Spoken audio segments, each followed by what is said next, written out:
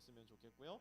오늘 하나님께서 우리에게 주시는 말씀 누가복음 17장 11절에서 19절까지 말씀 우리 오늘 함께 공부할 예정입니다. 누가복음 17장 11절에서 19절까지.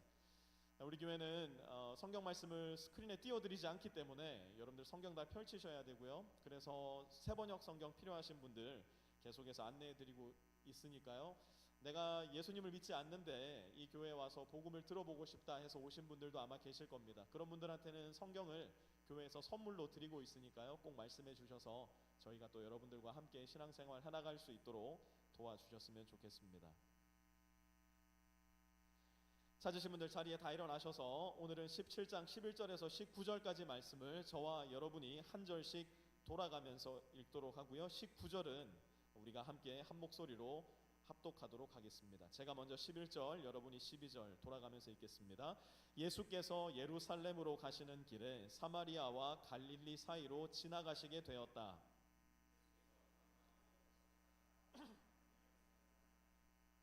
그들은 멀쩡히 멈추어 서서 소리를 높여 말하였다. 예수 선생님, 우리를 불쌍히 여겨 주십시오.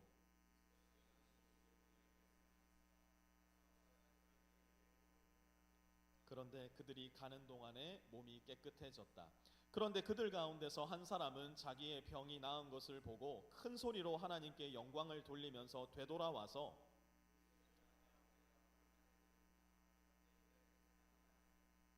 그래서 예수께서 말씀하셨다. 10사람이 깨끗해지지 않았느냐? 그런데 9사람은 어디에 있느냐?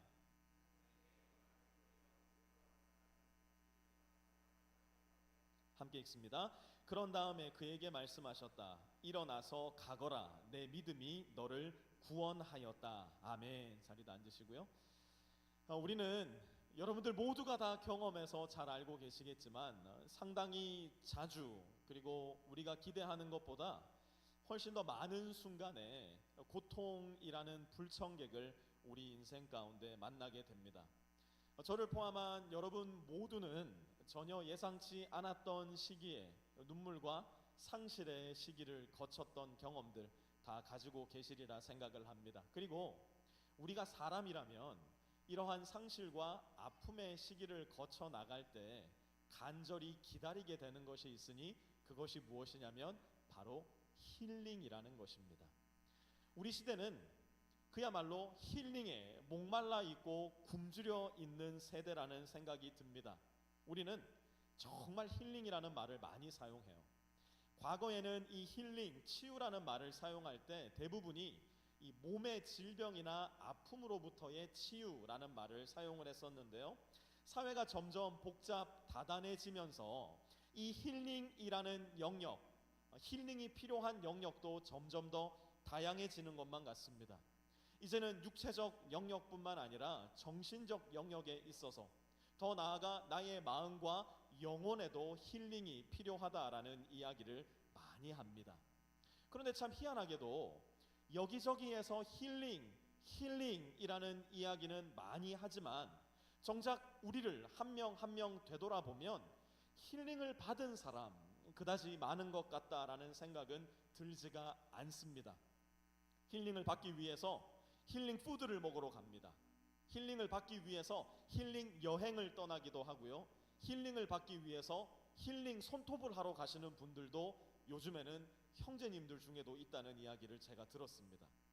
그렇게 힐링을 받기 위해 여기저기를 헤매어 보지만 여전히 고통과 아픔과 상실의 늪에 빠져 허우적거리는 듯한 모습이 여기에서도 저기에서도 쉽사리 눈에 띕니다.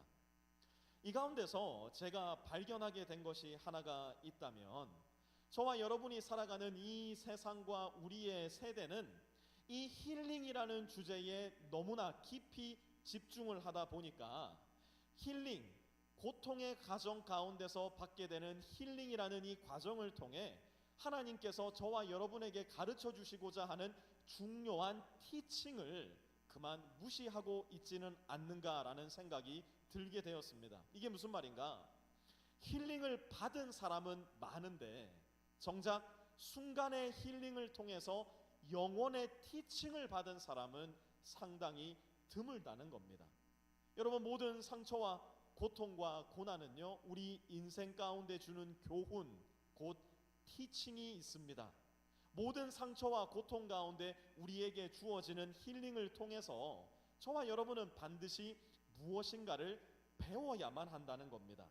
그런데 우리는 이 힐링이라는 껍데기, 힐링이라는 현상에만 너무 집중을 하다 보니 그 한 번의 힐링에 나의 온 정성을 들이느라 우리 영혼의 임팩트를 줄 수 있는 하나님의 티칭을 너무나 간과하며 살아간다는 겁니다.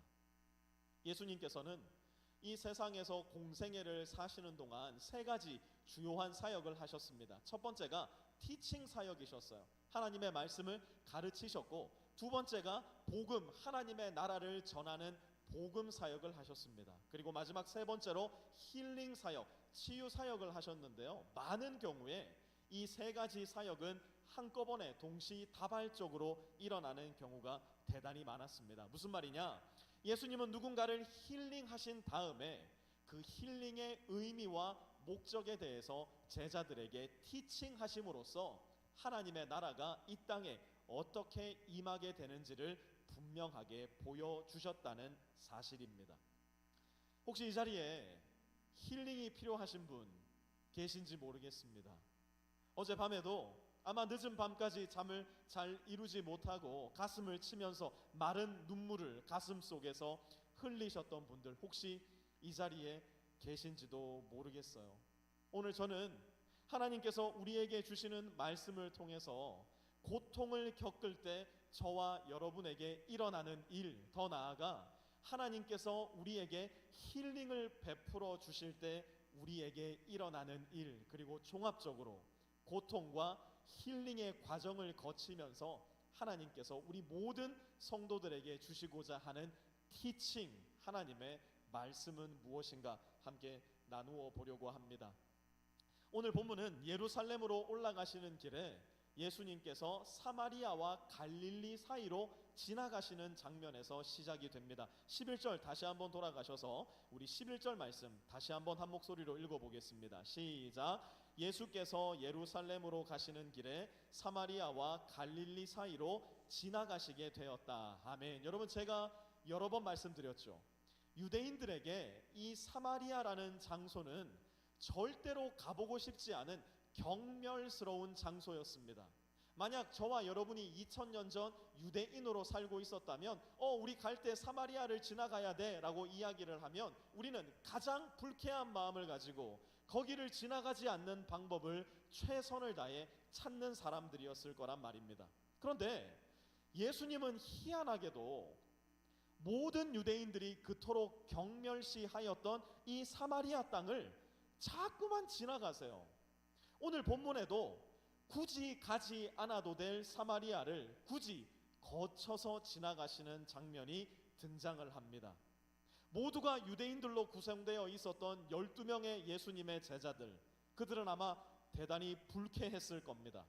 아니, 왜 또다시 저 부정탄 도시를 우리가 지나가야 한단 말인가? 불편하고 마뜩 차는 마음으로 가득했을 거예요. 그런데 아니나 다를까 사건이 터지고 맙니다. 12절과 13절 같이 한번 읽습니다. 시작. 예수께서 어떤 마을에 지나가시다가 나병 환자 10사람을 만나셨다. 그들은 멀찍이 멈추어 서서 소리를 높여 말하였다. 예수 선생님, 우리를 불쌍히 여겨 주십시오. 아멘. 사마리아 동네만 해도 이미 부정이 탈대로 타버렸는데 그 당시 가장 멸망받아 마땅한 사람들, 가장 저주받았다고 여겨지던 나병 환자가 한 명도 아니고 몇 명이 예수님과 제자들의 가는 길 앞에 나타났다고요? 10사람이 예수님과 제자들이 가는 길 앞을 막아선 겁니다. 오늘 본문에서 우리가 꼭 기억해야 할 것이 무엇이냐? 첫 번째는 바로 이겁니다. 힐링이 필요하면, 다른 말로 내 삶에 고통이 찾아온다면 부족한 믿음에도 우리는 부르짖는 사람들이 된다는 겁니다.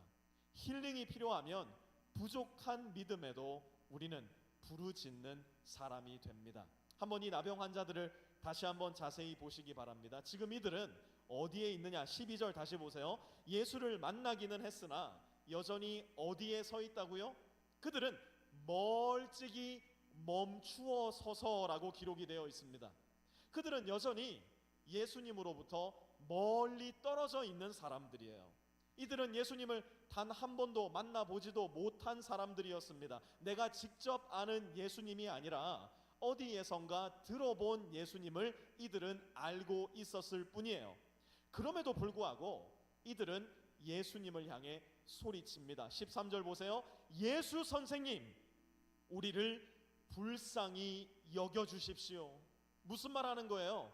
예수님, 우리에게 힐링이 필요합니다. 제가 지금 고통의 골짜기를 걷고 있는데 저도 나음을 입기를 원합니다. 지금 이들은 얘기하고 있는 겁니다. 여러분, 절박하면요, 고통스러우면요, 저와 여러분의 삶에 힐링이 필요하면요, 내가 믿음이 많이 있지 않아도, 더 나아가 내 안에 믿음이 전혀 존재하지 않아도 우리는 하나님께 부르짖는 사람이 됩니다. 그 누구 하나 시키지도 않았어요. 내가 기도를 어떻게 하는지 배워본 적도 없어요. 기도란 걸 해본 적도 없어요. 그렇지만 내가 고통 중에 있을 때 우리는 자연스럽게 내 인생의 골방으로 들어가게 됩니다. 하나님께 부르짖는 사람으로 내 삶이 변화되고 맙니다. 무슨 말이에요? 내가 고통스럽다면, 나에게 힐링이 필요하다면, 나에게 믿음이 많지 않아도 우리는 부르짖는다는 겁니다. 정말 재미있고도 감사한 사실은 무엇인가? 말씀드렸듯이 예수님을 잘 알지도 못해요. 예수님을 굳이 믿는다 말하고 싶지도 않아요. 기도를 해본 적도 없어요. 그럼에도 불구하고 하나님, 나를 좀 도와주십시오.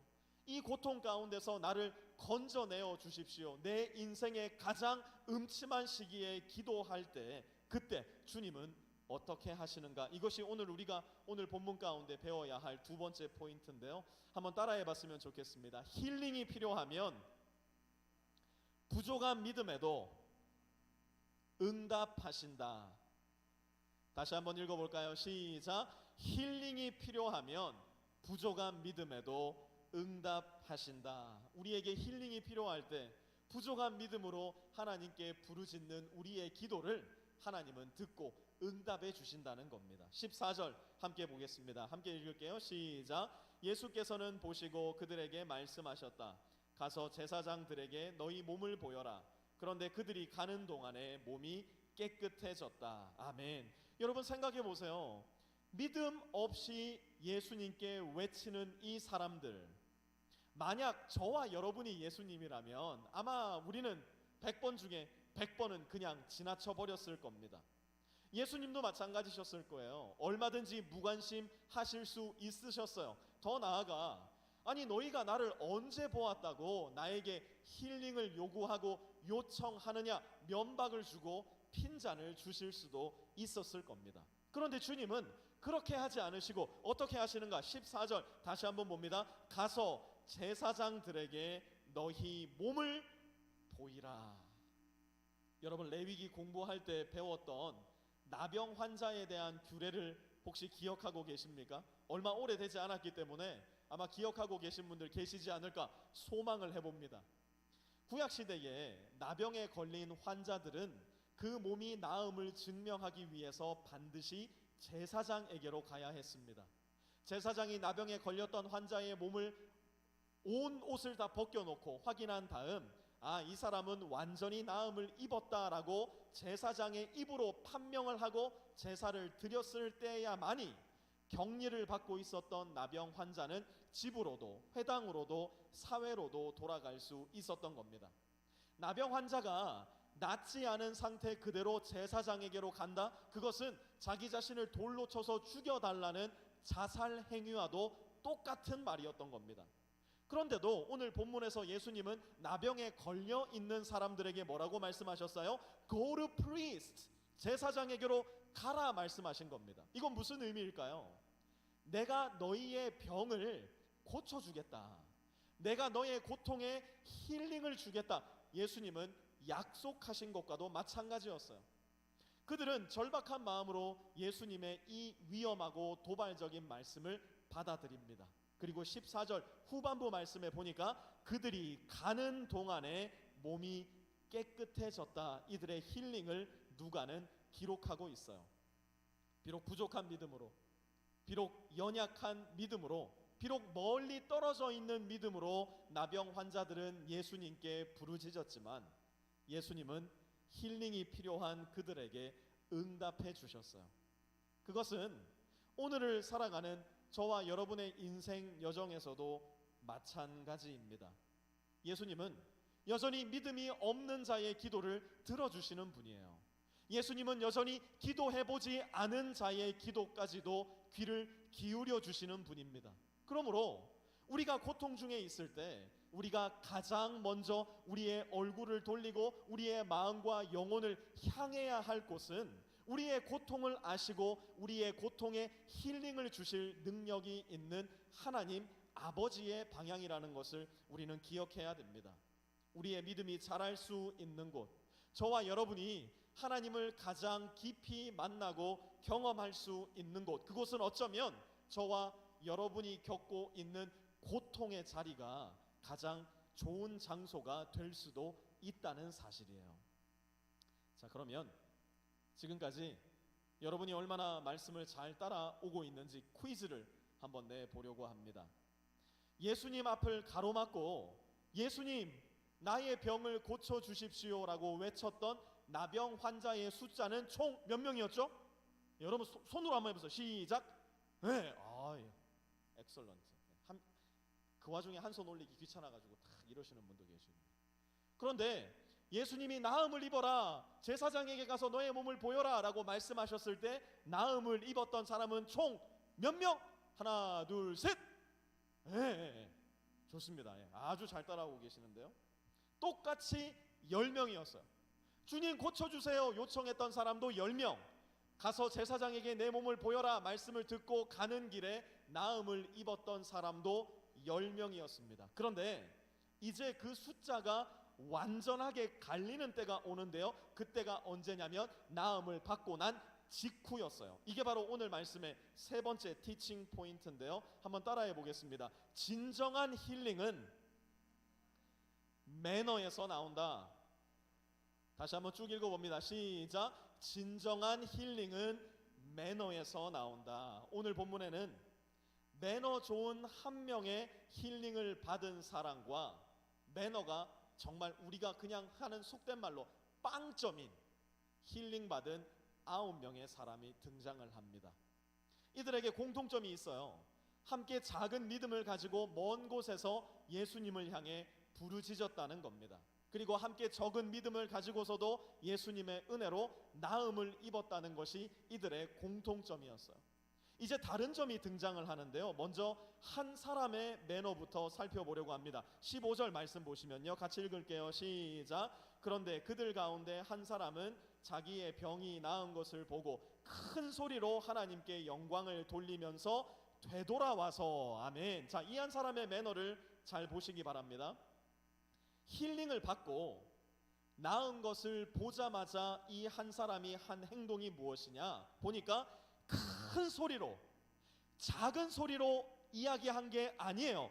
이 사람은 자기가 힐링 받았음을 보고 큰 목소리로 무엇을 했냐? 하나님께 영광을 돌리면서, 그 다음이 정말 중요한데요. 영광을 돌리면서 어떻게 했다고요? 돌아왔다는 겁니다. 누구에게로요? 예수님에게로. 그가 나은 것을 보고 큰 소리로 영광을 돌리며 그는 예수님의 발 앞으로 돌아왔어요. 그리고 나서 그가 가장 먼저 한 행동은 무엇인가? 16절 한번 보세요. 예수의 발 아래에 엎드려. 그는 이제 자기 자신을 완전히 예수님 앞에 낮춥니다. 나의 힐링은 예수님 당신으로부터입니다 라는 겸손과 감사의 고백을 예수님께 지금 드리고 있는 거예요. 이전에 예배하지 않았던 예수님을 자기의 예배의 궁극적 대상으로 인정하기 시작한 거예요. 한번 잘 보세요. 12절에서 10사람이 예수님을 만났을 때 10명 중 10명 다 멀찍이 떨어져 서 있었다고 누가는 기록하고 있어요. 무슨 이야기냐? 10사람 모두 예수님과의 만남이 없었다는 이야기입니다. 예수님을 향한 깊은 감사의 마음도 없었고요. 예수님이 예배를 받으셔야 할 분이라는 인식조차도 이들에게는 전혀 없었어요. 그런데 16절에서 전혀 다른 상황이 펼쳐집니다. 이제 이 한 사람은 더 이상 멀리 서 있지 않아요. 이 사람은 지금 예수님의 발 아래에 있습니다. 이제 이 사람은 더 이상 예수님을 보고 이분이 과연 나를 고쳐주실 수 있을까 의심하지 않습니다. 이제는 예수님 아니면 내 인생에는 소망이 없다라는 확고한 믿음과 깊은 믿음이 이 사람에게는 있었던 거예요. 이 매너 좋은 과거의 나병 환자는 12절에 멀리 서 있었던 부족한 신앙에서부터 16절에 발 아래에 엎드린 깊은 신앙으로 고통과 힐링의 과정을 통해 성장하고 변화된 것이었어요.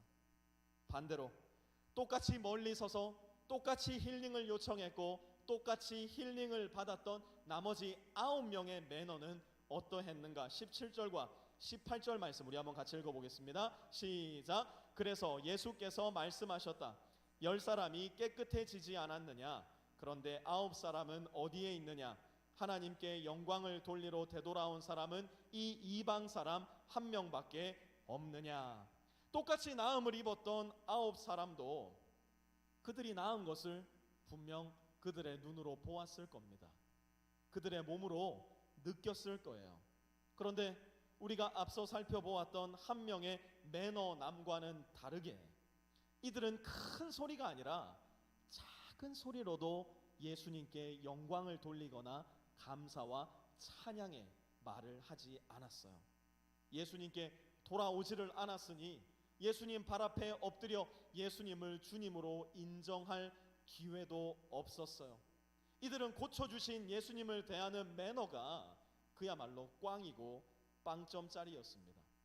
우리가 흔히 한국식으로 자주 하는 말로 표현하자면 이들은 예수님에게 매너도 없고 예의도 없고 의리도 없었던 겁니다. 이 빵점짜리 매너남 9명의 모습 속에 이렇게 의리 없고 예의 없는 사람들의 모습 속에 여러분은 누가 보이십니까? 혹시 내가 보이지는 않으세요?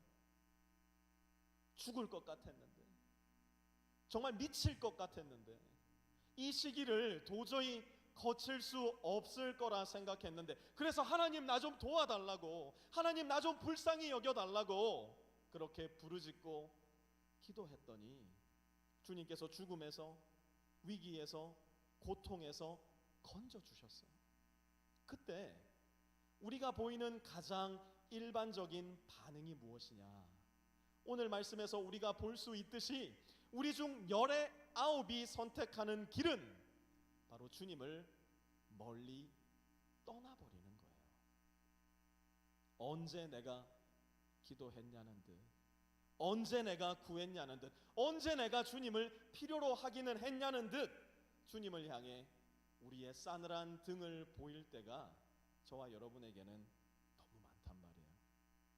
그런데 오늘 본문에는요, 당장 눈앞에서 일어나는 지금의 힐링보다 훨씬 더 중요한 궁극적이고 영원한 힐링이 소개가 됩니다. 19절 함께 볼까요? 같이 읽습니다. 시작. 그런 다음에 그에게 말씀하셨다. 일어나서 가거라. 내 믿음이 너를 구원하였다. 아멘. 나음을 입은 9명, 그들은 지금 당장 눈앞의 질병으로부터는 힐링을 받았을지 모르겠지만 그들의 궁극적인 필요, 그들의 궁극적인 질병, 영혼의 힐링, 곧 죄로부터의 구원은 얻지 못한 채 예수님을 떠나가 버리고 맙니다.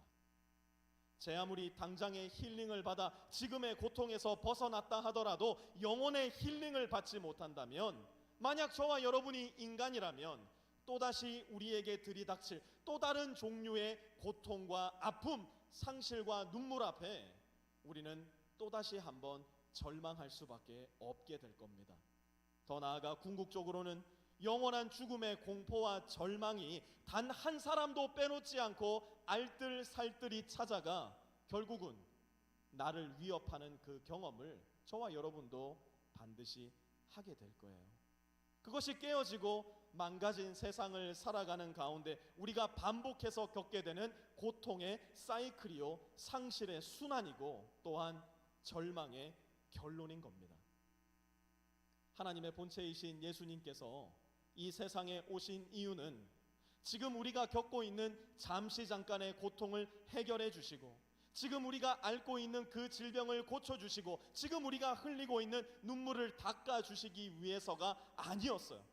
목사님, 성경에 보면 예수님이 그렇게 아픈 사람들 고쳐주시지 않습니까? 고통 가운데 있는 사람을 해방시켜 주시지 않습니까? 예, 맞아요. 하지만 예수님이 가지고 계신 궁극적인 목적은 그것이 아니라 그러한 수단을 통해서 예수님이 가지고 계신 목적으로 사람들을 데리고 가시기 위함이었어요. 그렇다면 예수님이 가지고 계셨던 궁극적인 목적은 무엇인가? 왜 예수님이 질병을 치료해 주셨고 고통 가운데 우리를 힐링해 주셨고 우리의 눈물을 닦아 주셨던 것일까? 요한복음 3장 17절은 예수님이 이 세상에 오신 궁극적인 목적, 우리의 고통을 제해 주시고 우리에게 힐링을 베풀어 주시는 이유를 이렇게 설명합니다. 같이 한번 읽어볼게요. 시작.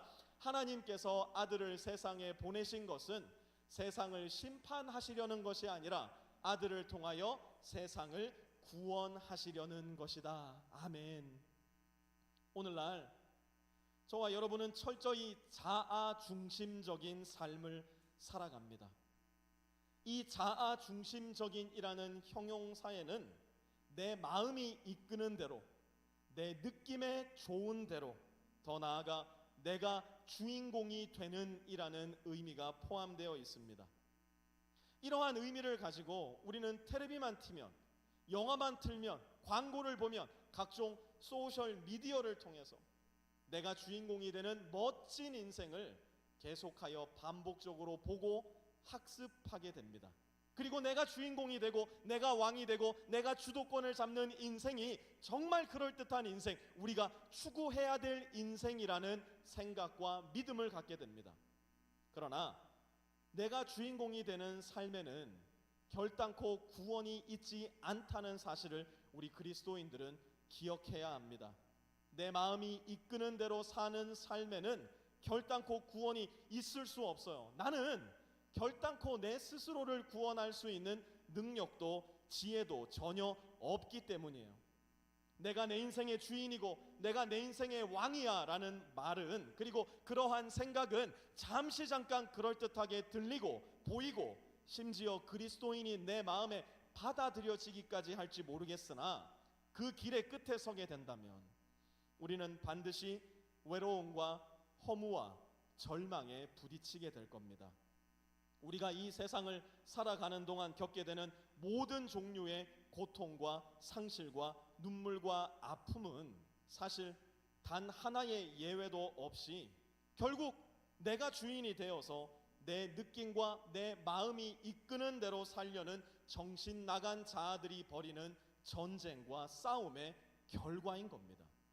그렇기 때문에 우리는 우리 인생 가운데 고통과 아픔을 겪으면서 우리를 여전히 만나러 오시는 예수님의 목적을 분명히 기억해야 합니다.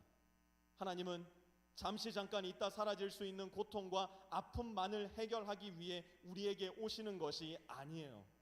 그 고통과 아픔을 통해서 나라는 자아에 옴짝달싹 붙잡혀 있는 우리를 해방시켜 주시고 고침을 받고 예수님께로 돌아온 단 한 명의 자유로운 모습과 같이 내 자신의 욕심과 욕망에서 벗어나 예수님께 엎드려 당신이 나의 주인이십니다, 당신이 나의 왕이십니다 고백할 수 있는 자유로운 존재로 구원하시기 위해 우리에게 다가오시는 겁니다. 불행하게도 우리 중 너무나 많은 이들의 신앙의 이야기는 바로 이 9명이 경험했던 껍데기 힐링에서 그만 멈추어 버리고 맙니다. 저와 여러분 모두가 고통을 만나 부르짖어 본 경험들이 있을 거예요. 눈물 가운데 주님 나 좀 도와주세요 기도해 본 경험도 여러분에게는 분명히 있으리라 생각을 합니다. 심지어 저와 여러분의 인생 속에는 이것이 주님의 도움이심이 아니라고는 도저히 반박할 수 없는 기적과도 같은 경험을 하신 분들도 아마 적지 않으리라 생각을 합니다. 그런데도 여전히 우리는 12절의 신앙 언저리에 멈추어 서성거릴 때가 너무나 많은 것 같아요. 그저 주님으로부터 멀찍이 떨어져 서서 내가 원하는 것을 요구하되 주님 앞에 엎드리는 위험한 짓은 거부하는 사람들. 그러니 예수님을 믿는다 이야기하지만 예수님이 정작 진정 어떤 분인지를 잘 알지 못할 거예요. 내가 예수님을 믿는다 이야기하지만 예수님과의 친밀한 교제를 경험해 보지도 못하는 경우가 너무나 많은 것을 발견하게 돼요. 그저 우리의 기도는 어린 아이의 기도처럼 푸념에만 머물러 있는 경우가 너무 많더라는 겁니다. 주님 도와주십시오. 주님 건강을 회복시켜 주십시오. 주님 나의 재정을 채워 주십시오. 관계를 회복시켜 주십시오. 내 고통을 다 가져가 주십시오. 예, 좋습니다. 그런 기도 반드시 해야 됩니다. 하나님께 우리의 고통을 올려드리고 하나님께 간구해야 됩니다. 그러나 그렇게 멀찌감치 떨어져서 힘들 때만 외치는, 그리고 힘들 때만 고침받는 껍데기 힐링에서 그대로 멈추어서는 안 된다는 말입니다. 우리의 신앙은 19절에 이 자유로운 한 사람에게까지 나아가야 돼요. 아무도 돌아가지 않아도 나 홀로 주님께로 돌아가는 신앙의 결단이 필요합니다. 아무도 찬양하지 않고 아무도 감사하지 않아도 나 홀로 찬양하고 나 홀로 감사하는 마음의 결단과 변화를 이제는 하나님께 기도해야 할 때입니다. 그리고 이제는 멀리 떨어져 있는 내가 아니라 예수님의 발 앞에 엎드리는 신앙. 그래서 순간의 힐링뿐만 아니라 영혼의 힐링을 받을 수 있는 신앙. 그것이 바로 저와 여러분에게 필요한 진정한 힐링이라는 겁니다. 그래서 저는 오늘 본문 16절에 저와 여러분의 이름이 단 하나도 빠짐없이 다 들어갈 수 있었으면 좋겠어요.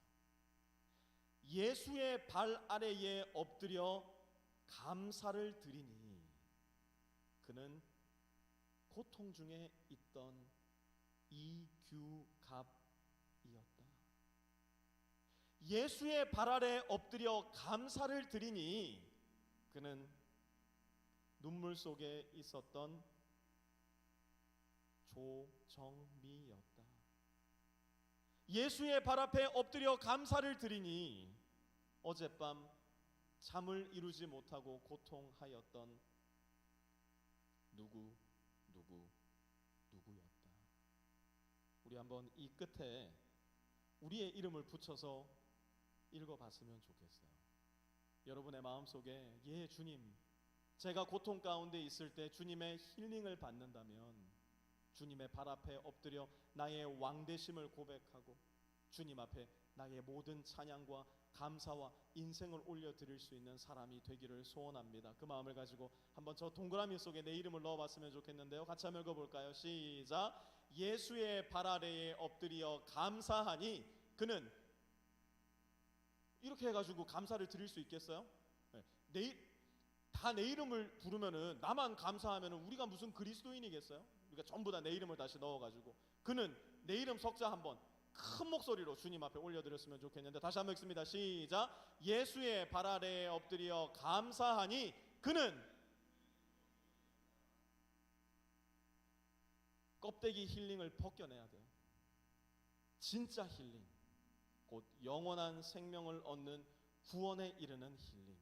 주님은 어쩌면 오늘 내가 겪는 그 고통의 껍데기 속에서 주님을 더 깊이 만나는, 주님을 더 친밀하게 만나는 진정한 힐링의 길목으로 저와 여러분을 안내하고 계신지도 모르겠어요. 우리 함께 들은 말씀 기억하시면서 조용한 목소리로 기도하시는 시간 가졌으면 좋겠는데요. 한번 이렇게 기도해 봤으면 좋겠어요. 주님, 내 마음과 인생의 고통을 굽어 살펴주십시오. 죽을 것만 같은 이 고통의 시기에 나와 함께 동행해 주셔서 이 캄캄하고 어두운 시기를 지혜롭고 건강하게 잘 헤쳐가게 하여 주십시오. 여러분, 먼저 여러분의 마음에 있는 고통을 주님 앞에 고백하시는 시간 가지시기 바랍니다. 그리고 또 기도할 땐 이렇게 기도하세요. 이 고통의 시기 끝에 반드시 내가 주님의 발 앞에 엎드려 큰 소리로 하나님께 영광을 돌리고 감사를 드릴 수 있게 하시고, 그리하여 이 고통의 풍랑을 딛고 주님께로 더 가까이, 주님께로 더 가까이 그렇게 주님께 나아가 주님을 날마다의 내 인생의 주인이요 왕으로 모시는 인생을 살아가게 하여 주십시오. 우리 조용한 목소리로 주님 앞에 들은 말씀 기억하시면서 기도하겠습니다.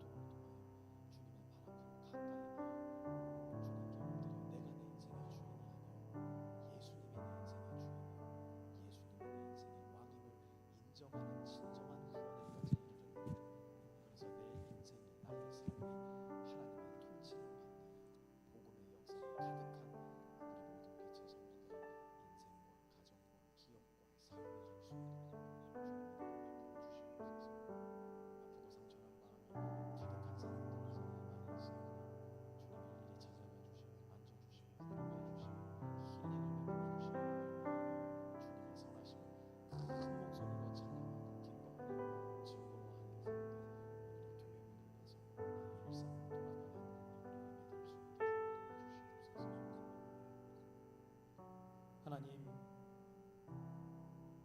깨어지고 망가진 이 세상 가운데 살기에 예기치 않은 아픔과 고통과 눈물의 시기를 만나게 될 때가 참으로 많은 것 같습니다.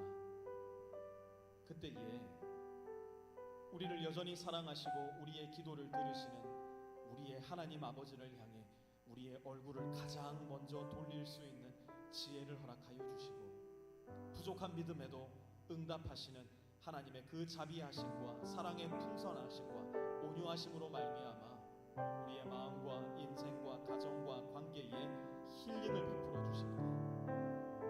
주님으로부터 돌아서는 어리석은 자들이 아니라 주님의 발밑으로 빨리 달려가 주님의 발 앞에 엎드려 내 인생의 왕이요 내 인생의 주인이요 내 인생의 주님은 예수 한 분밖에 없습니다 고백할 수 있는 우리 빛의 교회 성도들 다 되게 하여 주시고 그리함으로 말미암아 나라는 이 작고 작은 지옥과도 같은 자아에서 벗어나 예수님이라는 넓고 넓은 광대한 하나님의 나라로 진입해 들어갈 수 있는 그리하여 예수님의 말씀에 따라 살아가고 예수님의 말씀 때문에 살 수 있는 이미 이 땅에 침투한 하나님의 나라를 오늘부터 성실히 살아가는 우리 모든 빛의 교회 성도들 다 될 수 있도록 하나님은 총을 베풀어 주시옵소서. 감사를 드리며 우리 주 예수 그리스도의 거룩하신 이름 받들어 간절히 기도드렸사옵나이다. 아멘. 우리 자리 다 일어나셔서 주 안에 있는 나에게 함께 찬양하시겠습니다.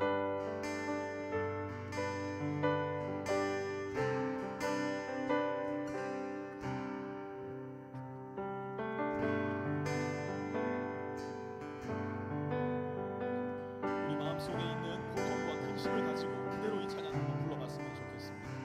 주 안에 있는 나에게 난 근심이 있으랴 십자가 밑에 나가 내 짐을 풀었네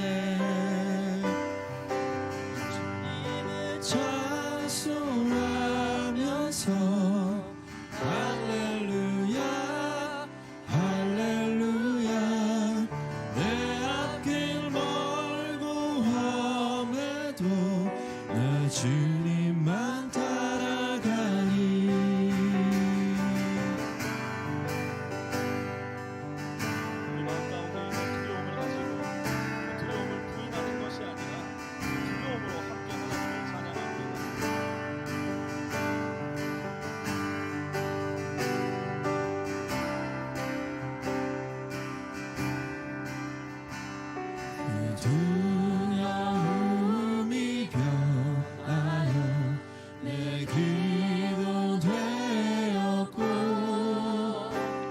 성날의 한숨 변하여 내 노래 되었네. 주님을 찬송하면서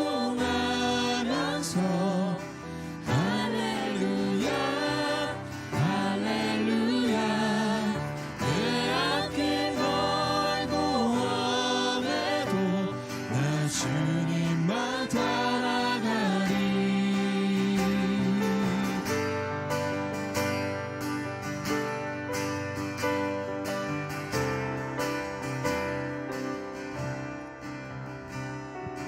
주는 자비하셔서 늘 함께 계시고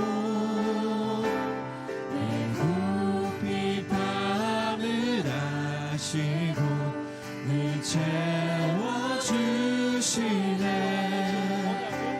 내 주와 맺은 언약은 불변하시니 그 나라 가기까지는 늘 보호하시네. 주님을 찬송하면서 할렐루야 할렐루야 내 앞길 멀고 험해도 나 주님만 따라가리. 주님을 찬송하면서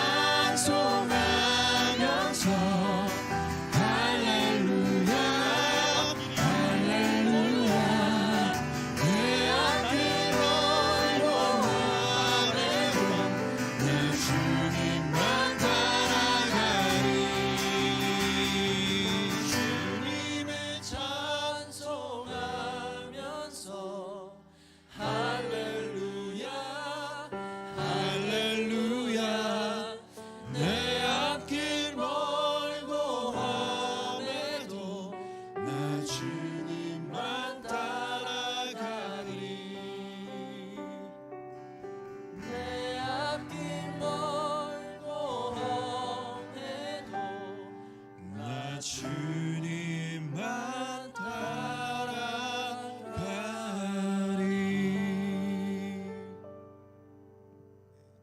이제는 우리 주 예수 그리스도의 은혜와 하나님 아버지의 무한하신 사랑하심과 성령의 내주교통하심이 오늘 이 자리에 고통의 마음을 가지고 주님을 예배하지만 그 고통을 치유하시고 힐링해 주실 주님을 믿음으로 말미암아 주님 앞에 엎드려 예수가 나의 주요 예수가 나의 왕이십니다 고백하며 세상 가운데로 나아가는 우리 모든 빛의 성도들 머리머리 위에와 그들의 가정 위에 직장 위에 기업 위에 모든 관계들 위에도 이제로부터 영원토록 함께 하옵시기를 간절히 축원하옵나이다. 아멘.